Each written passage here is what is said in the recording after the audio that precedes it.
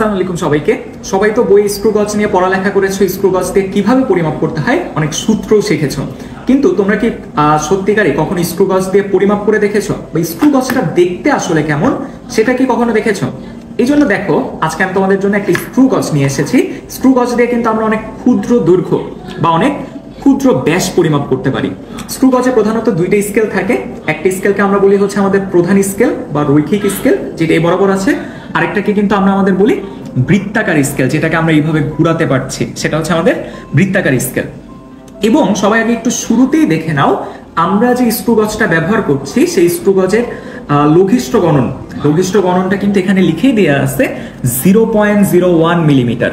ওকে, এবার আসো আমরা আমাদের এই কাঠিটার ব্যাসটা পরিমাপ করতে চাই স্ক্রু গজের সাহায্যে। তাহলে শুরুতেই আমরা যেটা করব, আমরা এই দুইটা দাঁতের মাঝখানে আমরা এই কাঠিটাকে আগে একটু বসিয়ে নিব। তাহলে আমরা এটাকে বসিয়ে আমরা এমনভাবে এটাকে লাগাই ফেলবো যেন এই কাঠিটা এখান থেকে খুলে পড়ে না যায়। এরপর আমাদের কাজ যেটা হবে, আমরা আমাদের ভ্যালুগুলি একটু নেওয়ার চেষ্টা করব। তাহলে আসো আমরা আমাদের ভ্যালুগুলি একটু নেই। আমরা প্রথমে কি করলাম, আমরা আমাদের কাঠিটাকে আটকাই নিলাম। এরপর একটু খেয়াল করে দেখো, আমাদের রৈখিক স্কেল বা প্রধান স্কেলের 3 ঘরকে কিন্তু অতিক্রম করে ফেলেছে। তার মানে আমরা বলতে পারি আমাদের এই স্ক্রু গজের ক্ষেত্রে, এই ক্ষেত্রে আমাদের প্রধান স্কেলের পার্ট 3 মিলিমিটার। কেন 3 মিলিমিটার? কারণ এটা আমাদের প্রধান স্কেলের 3 ঘরকে অতিক্রম করে ফেলেছে।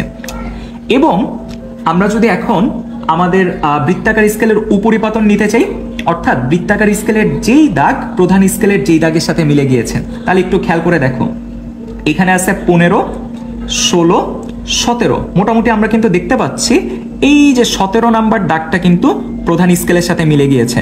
তাহলে আমাদের এল এর ভ্যালু হবে 17। এবং আমরা দেখে এসেছিলাম আমাদের এই যে স্ক্রু গজটির লঘিষ্ঠ গণন হচ্ছে 0.01 মিলিমিটার। তাহলে আমরা যদি ছোট্ট এই ক্যালকুলেশনটা করে ফেলি, আমরা কিন্তু আমাদের এই কাঠিটার ব্যাস কত তা কিন্তু পেয়ে যাব। তাহলে তোমাদের কাজ হচ্ছে একটু ক্যালকুলেট করে কমেন্টে জানাই দাও যে আমাদের হাতে যে কাঠিটা ছিল এটার ব্যাসটা কত মিলিমিটার।